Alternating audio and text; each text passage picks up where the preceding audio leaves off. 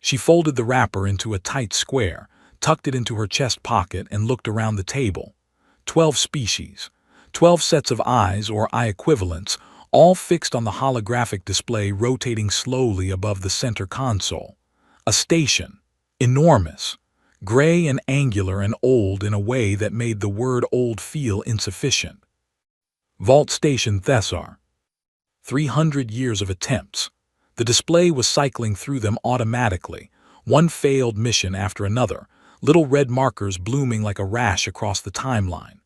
The briefing officer, a tall Velhari with crystalline plating along his forearms, kept his voice steady. Professional.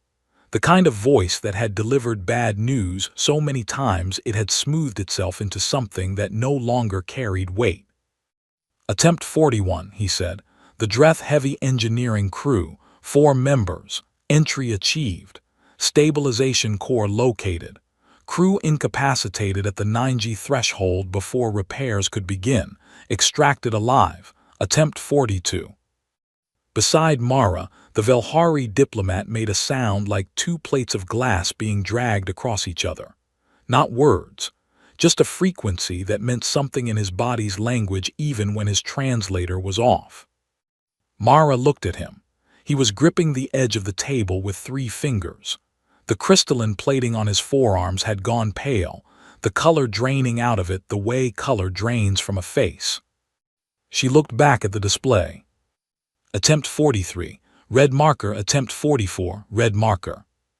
She was doing math in her head. Not the mission math, different math. Load-bearing tolerances, the ratio of compensation to dead weight in the suits they'd been issued. She had pulled up the specs on her personal reader during the transit to the station, and the number that kept floating to the surface was 40 kilos. The spinal compression buffer alone. 40 kilos of engineering that assumed you had never once in your life needed to carry your own body as a problem to be solved. Attempt 67, the briefing officer said. The S-Sivan Institute Survey Team. 6 members. Entry not achieved. Gravity fluctuation in the outer corridor produced a localized spike of 14 gravities. 2 members sustained fractures. Team withdrew. At the far end of the table, one of the S-Sivan shifted. Insectoid. 6-limbed. The light caught the geometric patterning along his carapace, and he turned 2 of his 4 eyes briefly toward the briefing officer with an expression that Mara could not read but understood the shape of. It was the expression of someone who had been in that corridor. His name was Erix. She had read the crew manifest on the transit. He was the chief structural engineer for this attempt. He had a list of qualifications that took up 3 full pages of the document. He had also, according to a footnote she almost missed, personally designed the compression buffer now sitting in the gear locker downstairs, currently scheduled to go onto her spine. She made a note. Attempt 70 through 74, the briefing officer continued. 5 separate corporate-funded missions across a 14-year window, various species compositions. None achieved stabilization. 3 achieved entry. Total casualties across attempts 70 through 74. He paused. Mara counted her fingers without looking at them. 1, 2. The way she counted things when she needed her mind to stay level and her hands to have something to do. 19, he said. The room was quiet in the specific way that rooms go quiet when a number is too large to react to immediately. Mara stopped counting her fingers. She had grown up on Kepler 442b. She knew what 19 meant. She had been to enough funerals before the age of 10 to know what it meant in faces, in the specific way adults stood at those things, in the sound her mother made in the kitchen afterward when she thought no one could hear. 19 was not a number. It was a collection of specific, unrepeatable people, and they were gone, and the station was still there, rotating slowly in the holographic display, indifferent as weather. She breathed in, out. Questions before we proceed to equipment assignment, the briefing officer asked. Silence. The kind that meant no one wanted to be the first to speak, because the first question would make all of this real. Mara raised her hand. Where's the gear locker? Everyone stared at her. She looked back at them. She was not being difficult. She genuinely needed to know where the gear locker was because she had a list, and the list required the gear locker, and the briefing was clearly going to continue for some time yet, and she could be doing two things at once. Level 3, the briefing officer said, after a pause that lasted almost long enough to be rude. Equipment assignment begins after the briefing concludes. Right, Mara said, thank you. She sat back. Erix at the far end of the table turned two of his 4 eyes toward her. She could not read his expression, but he was looking, and she filed that away. The briefing continued. She listened to the rest of it with the part of her brain that retained information and let the other part keep running numbers. The station had been built approximately 800 years ago by a species the Galactic Consortium's records designated only as the predecessors, because no one had ever found enough surviving material to give them a real name. What survived was the station. 800 years of neutron star proximity, of gravity fluctuations that should have torn the structure apart, and it was still there, still mostly intact, because whoever built it had understood something about high-gravity architecture that the last 300 years of attempts had not managed to reverse engineer. The stabilization core was failing, slowly, the way old things fail, not a crisis yet, not for another 40 years maybe. But there were 11 inhabited systems within range of Thessar's debris field if the structure destabilized catastrophically, and 40 years was the kind of timeline that looked comfortable until it wasn't, and so here they were. Here she was. The briefing ended. People stood, stretched, made the specific small sounds of beings who had just been told a large amount of difficult information, and were now carrying it around inside their bodies. The Velhari diplomat sat perfectly still for a moment before rising, his crystalline plating still pale. Mara went to the gear locker. Level 3 was quiet. One corridor light had gone slightly warm, the way station lights do when they're approaching the end of their cycle, and it threw a yellow tint over everything that made the gear racks look older than they were. She found her suit assignment. Standard issue. Consortium-grade gravity compensation. She had read the specs twice already, so she knew exactly what she was looking at, and she pulled it off the rack and set it on the bench and began at the top. She worked from the helmet down. The helmet she kept. Good visibility, solid atmospheric ceiling, nothing wasted. The shoulder dampeners she set aside, engineered for beings with narrower shoulder joints and a higher center of mass. On her body, they would shift her load distribution in a way that would cost her more than they gave. The torso plating she evaluated piece by piece, kept the core, removed the lateral extensions, removed the anterior impact buffers, which were designed for forward falls and would be useless in variable gravity where forward was not a fixed concept. She got to the spinal compression buffer. She held it in both hands, 40 kilos, beautifully made. She could see Erix's design logic in it, the way the compression chambers were graduated to absorb spike loads rather than constant pressure. It was good engineering, genuinely good, built for a body that had never met gravity as a daily relationship, built to protect a spine that had never learned to negotiate. She set it down on the bench. That, said a voice from the doorway, will kill you. Erix was standing at the entrance to the gear locker, 4 eyes on her. The geometric patterning on his carapace had shifted, gone slightly darker around the edges, the way insectoid coloring does when the nervous system is activated. He was not angry, she thought. He was alarmed, which in an engineer was almost worse. The buffer adds 40 kilos, Mara said. I didn't grow up with the option of 40 extra kilos. She said it the way she said most things. Flat, not unkind. Just the shape of the fact placed between them, and she did not elaborate because the fact was the whole sentence, and the whole sentence was complete. Erix was quiet for a moment. His eyes did not move from the buffer on the bench.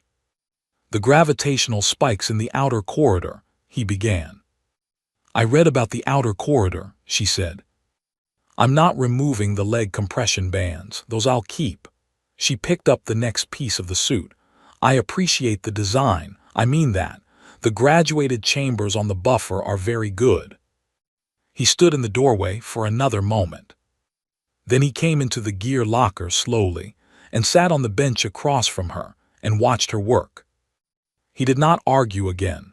She did not explain again. The buffer sat between them on the bench, 40 kilos of excellent engineering, and neither of them touched it. She finished the suit in 40 minutes. It was half the weight of the standard configuration. It fit against her body the way her old colony work gear had fit, close and unforgiving and honest about what it was. She stored the removed pieces neatly on the rack. Someone else might use them. She was not wasteful. How long have you been off? Erix asked. 8 months, she said. And before that? All my life. He processed that. She could see him processing it, the way his upper limbs made a small involuntary adjustment, recalculating something.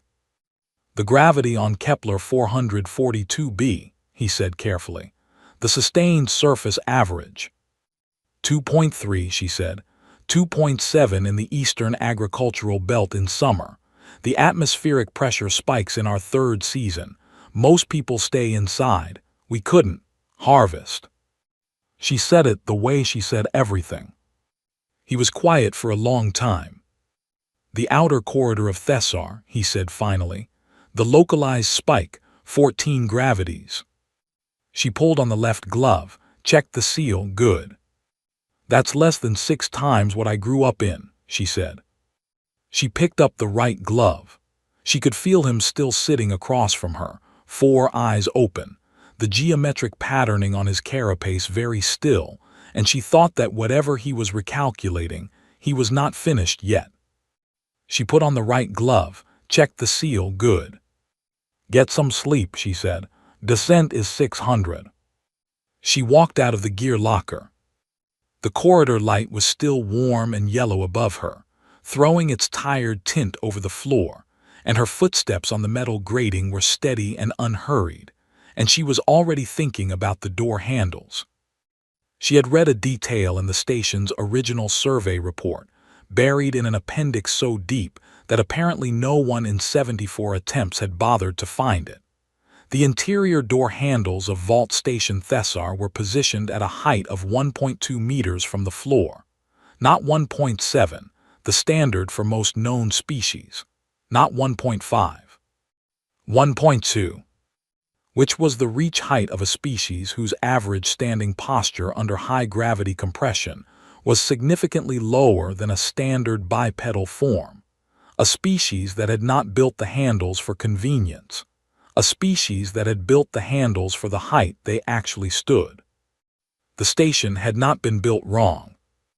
It had been built for something that lived the way she lived. She went to her bunk, set an alarm, closed her eyes. She was asleep in 4 minutes. The descent vehicle sealed at 5:58, 2 minutes early. Mara was in the 3rd seat from the front, her stripped-down suit locked and sealed, her single carry bag stowed under the seat. It contained 3 ration bars, a small multi-tool, a folded piece of paper with numbers on it that she had not typed into any digital system, and the pen she had picked up off the briefing room floor when it rolled off the Velhari diplomat's side of the table. She had not thought of the pen as taking it. She thought of it as keeping it from getting lost. Dreth took the seat beside her.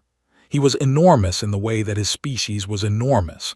The consortium's heavy-gravity specialists, proud of it, built for it, the kind of species that had recruitment materials that used the word powerful twice on the first page.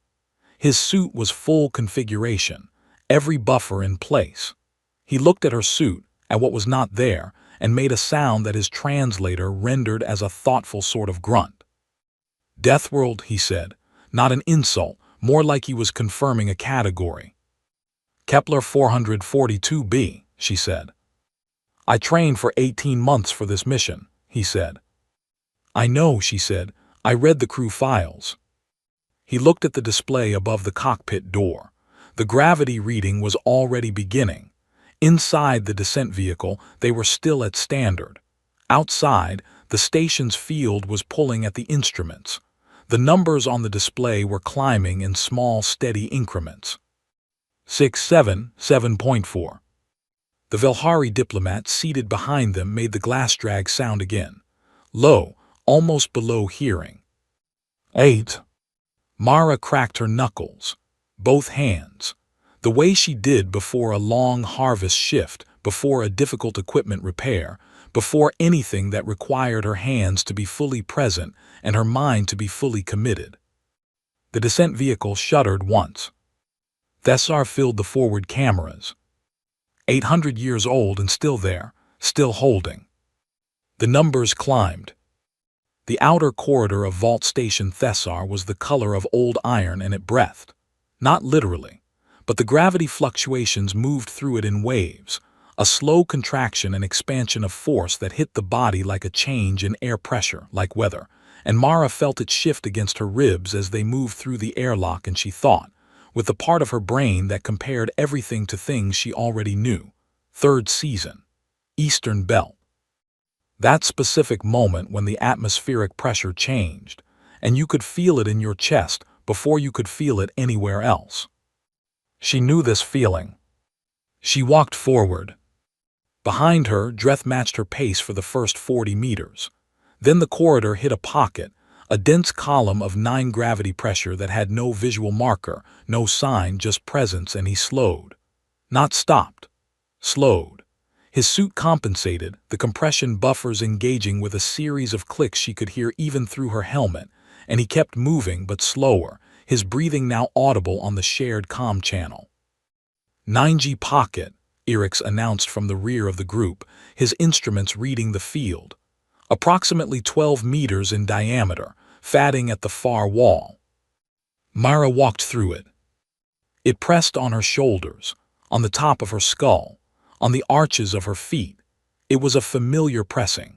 It was the kind of weight that had woken her up every morning for the first 22 years of her life, the weight of a planet that had not particularly wanted her on its surface, but had not managed to convince her to leave. She came out the other side. She kept walking.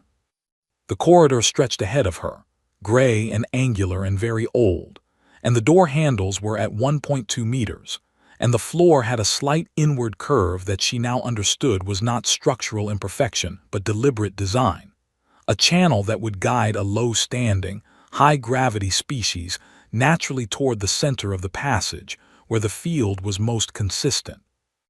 The builders had been very good at their work. She put her hand on the nearest door handle, the right height, the right angle, and the door opened.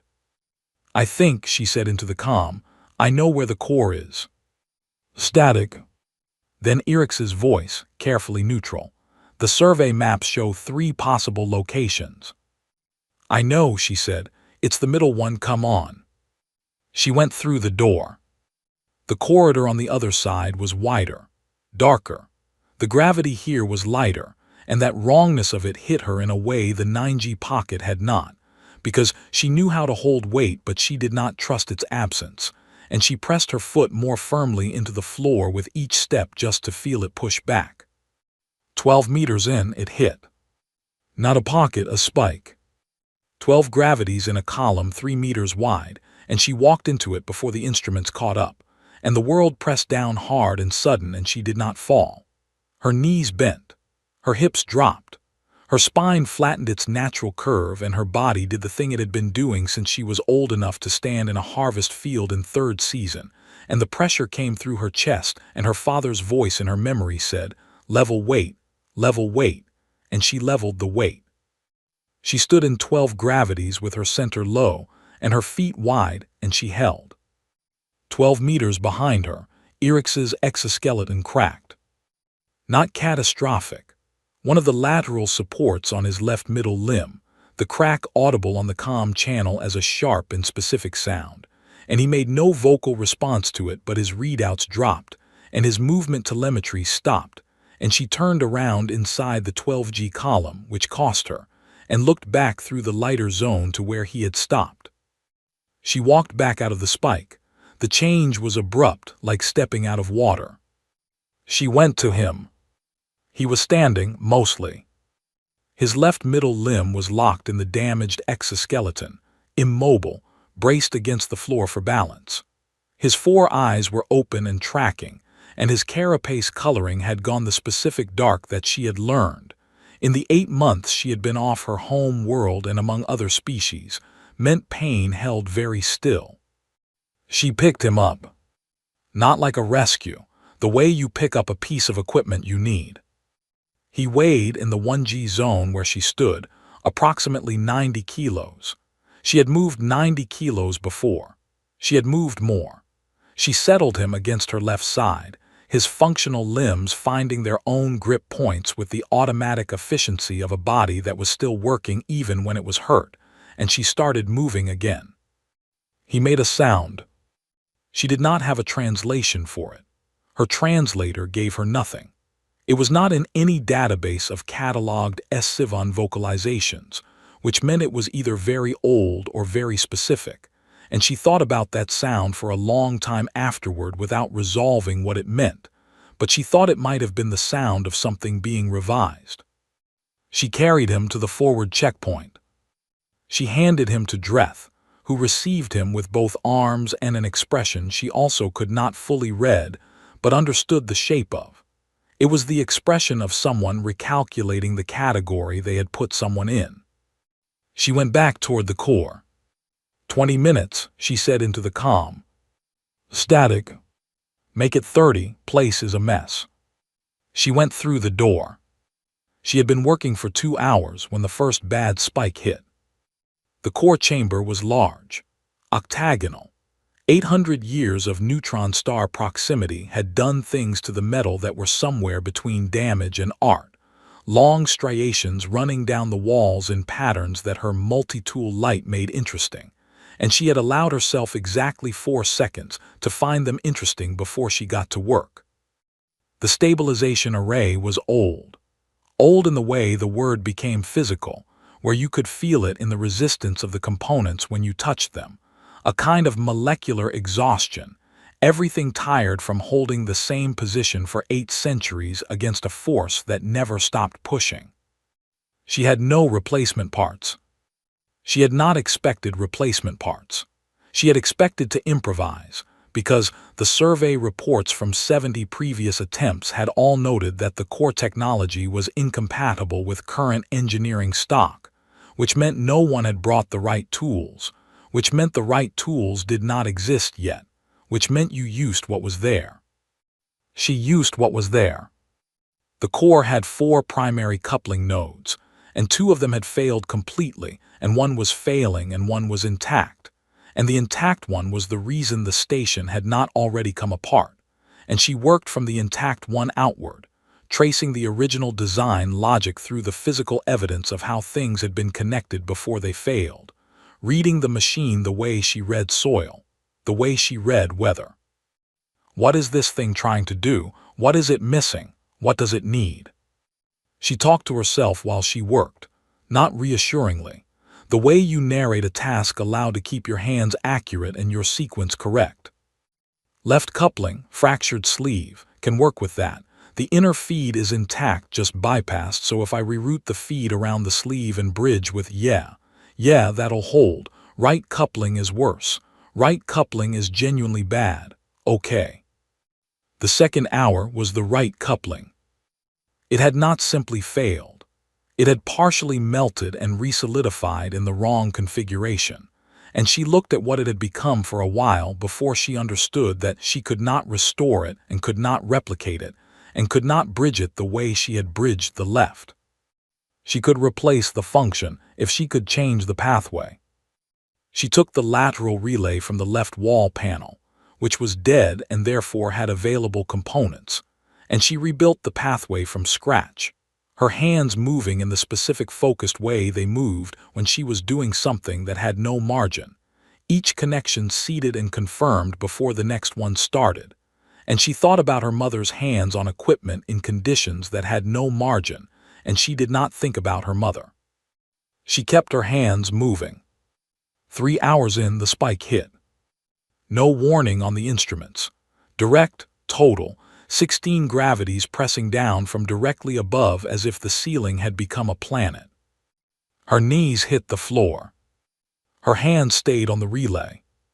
She heard her own breath go out hard, and she heard her father's voice, which was memory and not hallucination, say level weight, and she was already doing it, body dropping into the posture it had learned before she had words for learning, center down, spine flat, load distributed across every contact point with the floor.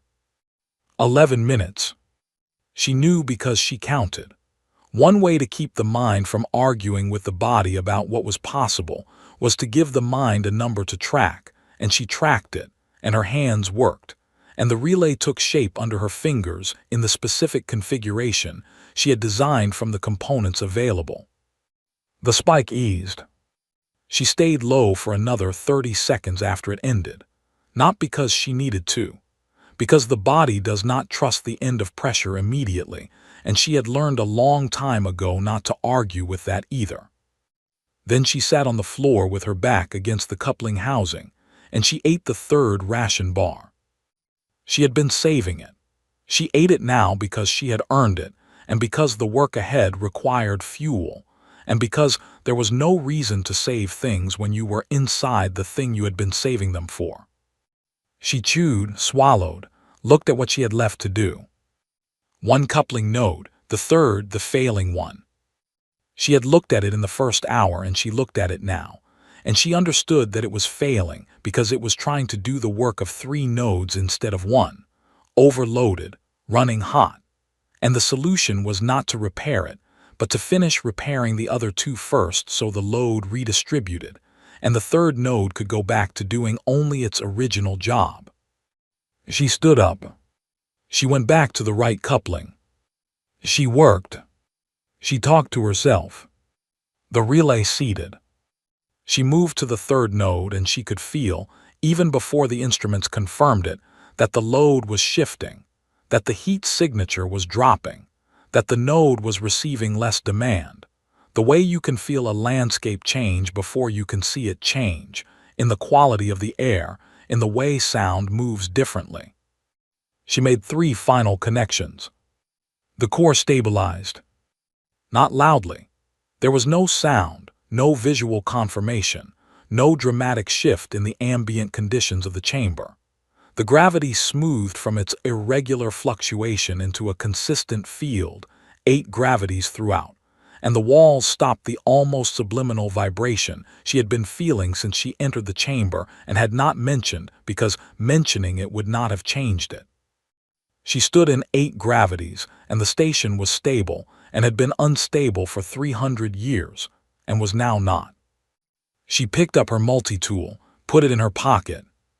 She found a pen on the floor near the left wall panel, rolled there from somewhere in the chamber when the gravity smoothed, and she picked it up and put it in her other pocket. She activated the comm. Core is stable, she said. Gravity is consistent at 8 throughout. I'm coming back. She walked toward the door. Behind her, the core ran steady for the first time in 8 centuries. The debrief lasted 3 days. She answered questions. She answered them the same way twice when people asked the same question twice, which happened often because the answers were not what people had expected. And when answers are not what people expected, they ask again to see if the answer changes. It did not change. On the second day, a representative from the Galactic Engineering Consortium showed her the casualty projections that would have followed if the core had failed in 40 years as modeled. 11 inhabited systems. The numbers were large. She looked at them. She said, "Okay." The representative seemed to want more from that. She did not have more. She was thinking about Eric's. He had come to find her on the evening of the first day, his left middle limb now in a proper medical brace, his carapace coloring returned to its normal pattern. He sat across from her in the station's common area and put a data pad on the table between them, and she looked at it. It was the mission report, his section, the technical assessment. He had written it in the standard format, species capability index, physical tolerance ratings, mission asset evaluation. Standard language. She had seen plenty of these. The consortium used them to determine crew composition, to decide what kind of body went into what kind of environment. Under her species designation, at the bottom of the assessment section, he had written one line. She read it. She sat with it for a moment. "You didn't have to do that," she said.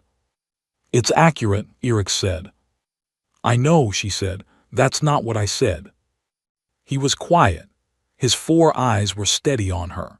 She thought about the sound he had made when she picked him up in the corridor, the untranslatable one, and she thought maybe she understood it a little better now.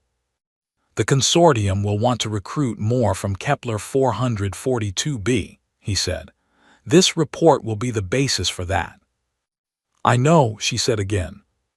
She thought about that, about the kids she had grown up with, about what it meant to be recruited from a world that the rest of the galaxy had looked at for centuries and seen only danger, and to be told that the danger was the qualification.